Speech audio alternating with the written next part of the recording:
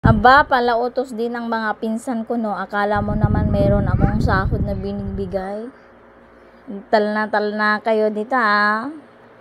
So for today's video, mga kapobre, nautusan na naman tayo magluto. Maaga-aga nga akong gumising dito, mga kapobre. Sinundan ako agad ni Rasmia. Ayun kung ba kung nagigising ako ng maaga, nagigising din siya. Usual, laging nakabantay si Rasmia kapag ako'y nagbabalat nga ng nyog dahil sa tubig niya. Hindi nga siya nabigo, mga kapobre, dahil matamis-tamis pa yung tubig ng nyog. Sinimulan ko na, mga kapobre, magkayod ng nyog dahil mamaya ay bibili pa ako sa kantina ng mga kailangan namin sa aking lulutuin. Tapos kung nga hong magkayod ay bumili na ako ng mantika, bagoong at saka bawang sa kantina. Kasi nakapalengke yung kapatid ko, mas mura kasi sa bayan kaysa dito sa baryo. Dating ko nga ho ay sinimulan ko ng salain ang nyog na aking ginadgad kanina.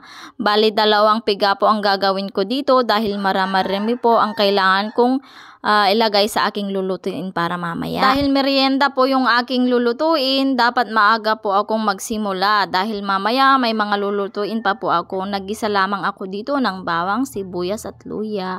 At pagkatapos po ay ginisa ko ulit yung bigas. Inalis ko lang po yung kanyang tubig, ginisa-gisa ko lang ho dyan. At pagkatapos ho ay mamaya ay lalagay na natin yung gata. Inuus ko na nga ho lahat dito, lahat ng gata.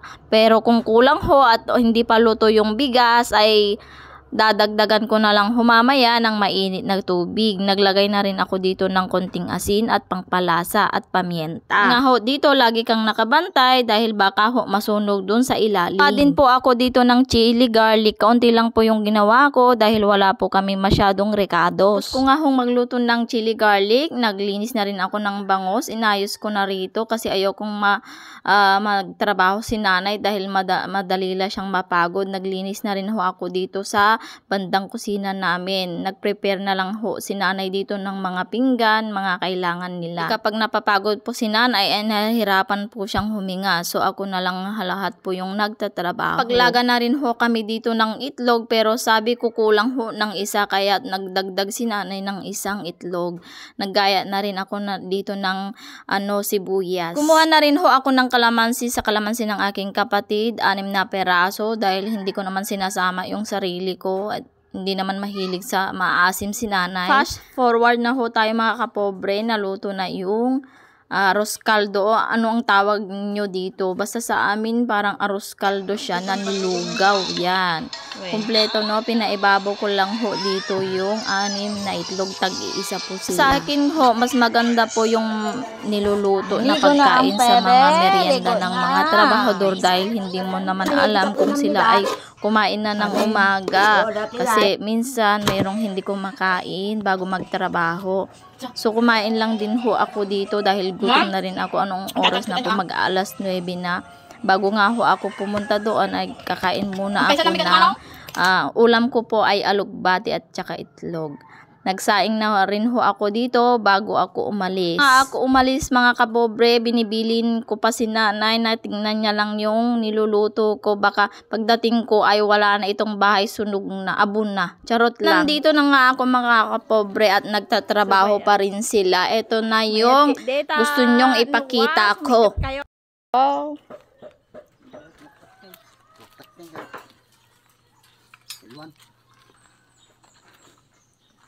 Kinbalatong ay balatong kinbangos dahito nga nakasabit.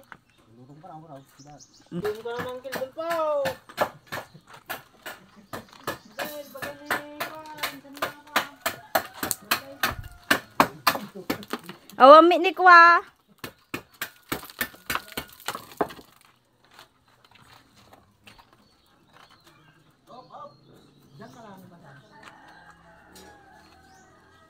Hanap ko na nga dito yung aking uncle dahil hindi ko siya makita. Ang sabi ko, lumabas ka sa lungga mo. Paghiganti nga ako sa mga pinsan ko, utuin ko ang inyong itay.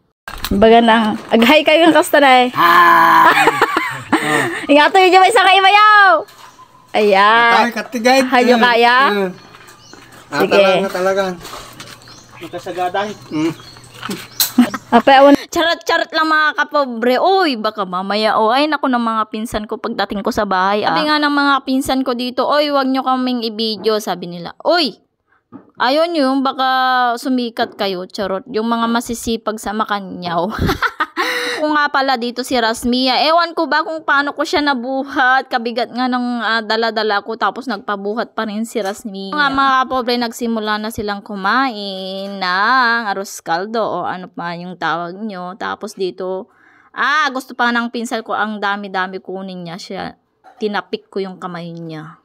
Ang dami kaya nilang kumain, tapos gusto niya lahat kunin niya yung chili garlic. Loko nga ako ng pinsan ko, paano daw ako maging sikat na vlogger kung pinagdadamot ko yung chili garlic. Ay, ako pang tinakot mo. Share lang, wag kunin lahat, ganun. Ang tatay ng pinsan ko, syempre magkapatid sila ng aking tatay. Mas nauna lang yung tatay namin, panganay yung tatay namin. Kaya ganun yung lakad ng aking uncle na mild stroke po kasi siya. Ito na nga, iniwan ko si Rasmia dun sa malapit sa bahay na namin dahil di ko na kaya, pagod yung kamay ko, kasama na niya yung muning niya. That's all for today's video mga kapobre. Thank you for watching. God bless.